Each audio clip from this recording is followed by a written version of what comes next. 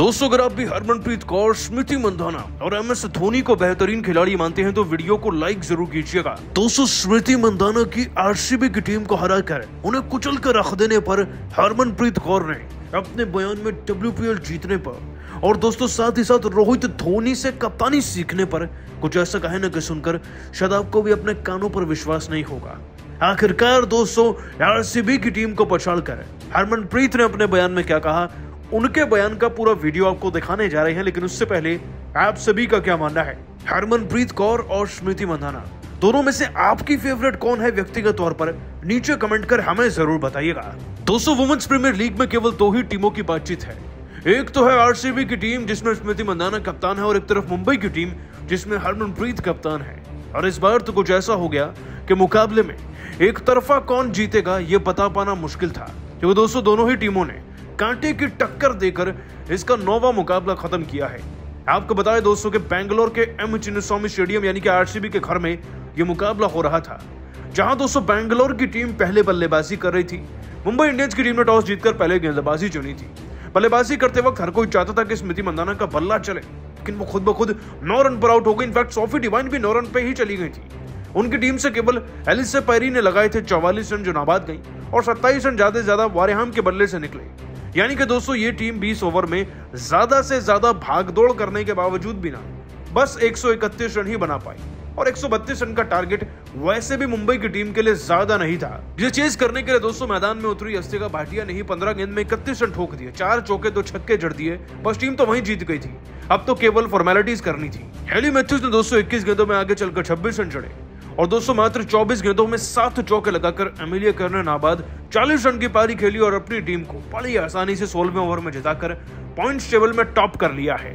लेकिन दोस्तों इतनी धाकड़ जीत के बाद ना टीम की कप्तान हरमनप्रीत कौर का बयान सामने आ चुका है और दोस्तों उन्होंने अपने बयान में कुछ ऐसा कह दिया है कि सुनकर शायद आप भी भावुक होने वाले हैं। रोहित और धोनी को मेंशन करते हुए उन्होंने क्या कहा, चलिए आपको बताते हैं। दोस्तों इतनी भीमकाय जीत के बाद हरमनप्रीत कौर ने अपने बयान में कहा, ये जीत केवल जीत नहीं है बल्कि इस बात का प्रतीक है कि हमारी टीम मिलकर क्या कुछ कर सकती है। RCB की टीम को हराना इतना भी आसान नहीं था और खास तौर पर जब कप्तान स्मृति मंधाना हो तो जीत अपने आप में मुश्किल सी हो जाती है। लेकिन अगर आज हमारी जीत को देखा जाए ना तो इसमें एक एक कण हमारी टीम का एकजुट एफर्ट है। एक एक एफर्ट के चलते हम इतने अच्छे तरीके से 16वें ओवर में जीत पाए, वरना हम कैसे ही जीत पाते। इसके बाद दोस्तों हरमनप्रीत कौर की जब एंकर ने तारीफ करी उनकी कप्तानी की खास तौर पर, तो उन्होंने अपने बयान में कहा, ये कप्तानी कोई विरासत में नहीं मिली है, ये मैंने रोहित और धोनी जैसे खिलाड़ियों को देखकर ही सीखी है और उन्हीं कदम पर आज मैं इतनी बेहतर कप्तान बन पाई हूं कि हमने RCB को ऐसे हराया। अगर हम इस तरीके से जीतते रहो, WPL भी जीते ना, तो ये ट्रॉफी को भी मैं सबसे पहले रोहित और धोनी को ही समर्पित करना चाहूंगी, क्योंकि मेरी जिंदगी में उन्होंने बहुत बड़ा रोल प्ले किया है। मुझे उम्मीद है कि उनके कप्तानी के नक्शे कदमों पर चलकर मैं एक दिन वैसी कप्तान जरूर बन पाऊं। दोस्तों हरमनप्रीत कौर ने वाकई में रोहित और धोनी को तो याद किया ही। दोस्तों मुंबई के आगे फीका पड़ा स्मृति मंधाना का जादू। चिन्नास्वामी में ही मुंबई ने बेंगलुरु की टीम को बना दिया कब्रगाह की ऐसी पिटाई, ऐतिहासिक मुकाबला बन गया। बेंगलुरु की तबाही का मंजर तो आखिर कैसे मुंबई की कातिलाना गेंदबाजी के आगे सूखे पत्तों की तरह बिखर गया बेंगलुरु का बल्लेबाजी क्रम।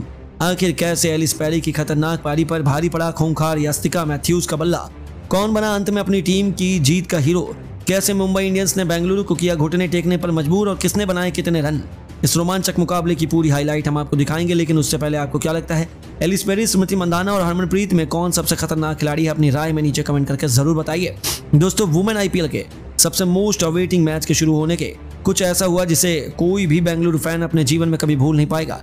इस सीजन में पहली बार मुंबई इंडियंस के सामने खड़ी हुई थी सबकी चहेती स्मृति मंधाना की बेंगलुरु की क्रिकेट टीम। इस जबरदस्त घमासान के लिए पूरा क्रिकेट जगत बेहद बेकरार नजर आ रहा था। हालांकि शुरुआत में ही मुंबई की कप्तान हरमनप्रीत कौर टॉस के लिए नहीं उतरी, बल्कि सीवर ब्रंट टॉस के लिए आई और सिक्का भी उनके पक्ष में रहा। उन्होंने टॉस जीतकर पहले बेंगलुरु को बल्लेबाजी करने का न्योता दिया। बेंगलुरु का क्रिकेट स्टेडियम में सुनकर खुशी से झूम उठा। सभी ने सोचा कि बेंगलुरु की क्रिकेट टीम में बहुत बड़ा स्कोर बनाएगी। स्मृति मंधाना के साथ सोफी डिवाइन की तूफानी जोड़ी पिछले मैच की कहानी दोहराने के लिए उतर चुकी थी और इन दोनों ने आते ही जबरदस्त शुरुआत करनी चाहिए। दूसरे ओवर में स्मृति मंधाना ने शानदार कवर ड्राइव से चौका बटोरकर अपने तेवर मुंबई को दिखाए। ऐसा लगा कि स्मृति का बल्ला एक बार फिर जमकर बोलेगा, लेकिन दोस्तों गरीबी में आटा गिला।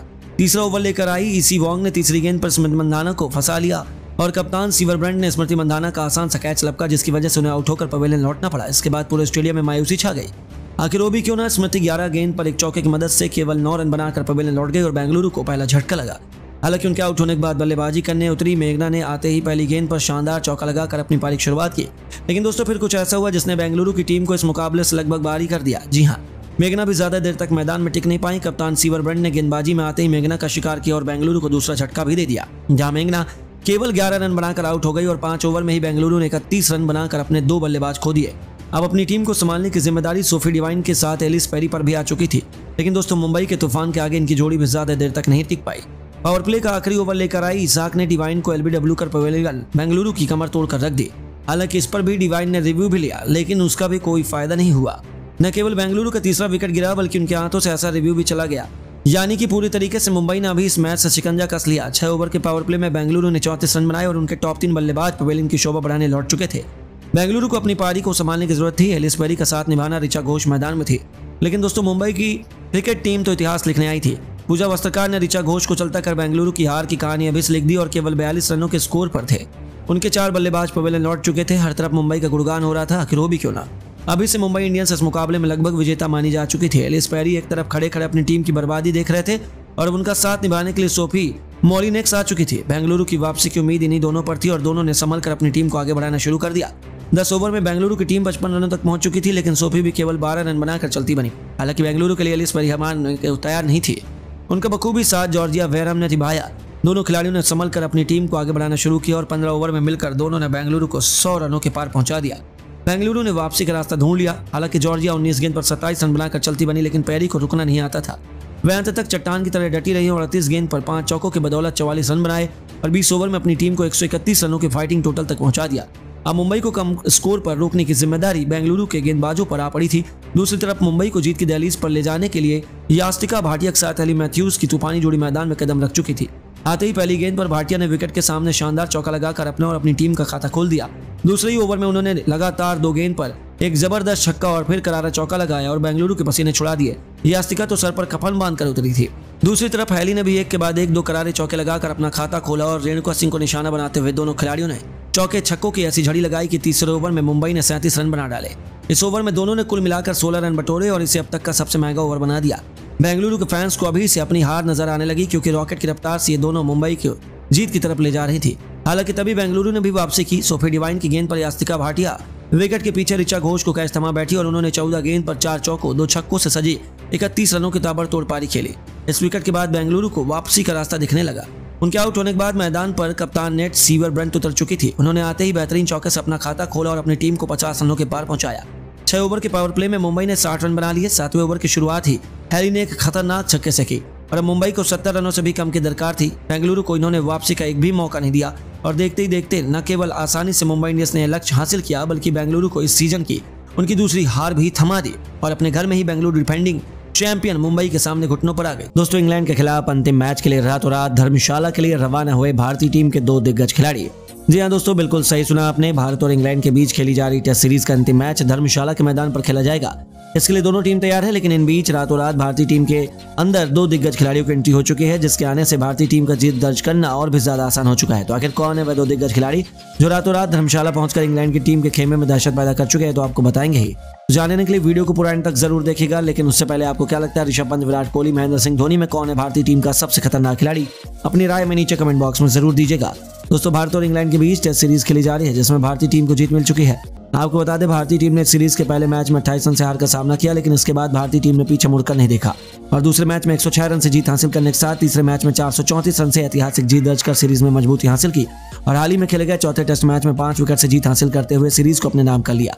ऐसे में अंतिम टेस्ट मैच धर्मशाला के मैदान पर खेला जाने वाला है, जिसके लिए अब दोनों टीम पूरी तरीके से तैयार हो चुकी है। लेकिन इस बीच भारतीय टीम के अंदर 2 सबसे दिग्गज खिलाड़ियों की एंट्री रातों रात हो गई है, जो रातों रात धर्मशाला पहुंचकर भारतीय टीम के साथ जुड़ चुके हैं। दरअसल ये खिलाड़ी कोई और नहीं बल्कि भारतीय टीम के सबसे महान खिलाड़ियों में बेशुमार भारतीय बल्लेबाज विराट कोहली और ऋषभ पंत है। आपकी जानकारी के लिए बता दें, विराट कोहली पिछले कुछ समय से पर्सनल कारण की वजह से टेस्ट सीरीज से बाहर हुए थे। ऐसे में हाल ही में पिता बने हैं, जिसके कारण अब वह अंतिम टेस्ट मैच के लिए पूरी तरीके से तैयार हो चुके हैं। हालांकि वो टीम के साथ खेलेंगे या नहीं, इस बारे में वह खुद फैसला करेंगे, लेकिन अभी फिलहाल टीम के साथ जुड़ने के लिए और प्रैक्टिस करने के लिए विराट कोहली धर्मशाला पहुंच चुके हैं, क्योंकि उनके आने वाले समय में आईपीएल भी खेलना है, जिसकी तैयारी में वो लग चुके हैं। वहीं दूसरे खिलाड़ी ऋषभ पंत है। दरअसल ऋषभ पंत को 1 साल से ज्यादा समय हो चुका है और उनके कार एक्सीडेंट के बाद से उनका टीम में लौटना मुश्किल माना जा रहा था, लेकिन अब उनकी फिटनेस को देखकर लग रहा है कि वो टीम एंट्री पाने वाले हैं, क्योंकि उनको हाल ही में भारतीय टीम के साथ देखा गया। ऐसे में अगर अंतिम मैच में होने का मौका मिलता है तो शायद उनको आईपीएल में खेलने के लिए भी हरी झंडी मिल जाएगी। तो दोस्तों, आपको क्या लगता है, इंग्लैंड के खिलाफ अंतिम टेस्ट मैच में ऋषभ पंत और विराट कोहली को खेलने का मौका मिलेगा या नहीं? अपनी राय हमें नीचे कमेंट बॉक्स में जरूर दें। तो वहीं दूसरे सत्र का खेल जब प्रारंभ हुआ तो दोनों बल्लेबाज और भी ज्यादा तेजी से बल्लेबाजी करते हुए दिखाई दिए, जहां पर शुभमन गिल ने अपना अर्धशतक पूरा किया। इस दौरान 37 ओवर में शुभमन गिल ने लगातार 2 चौके लगाते हुए अपना अर्धशतक पूरा कर लिया।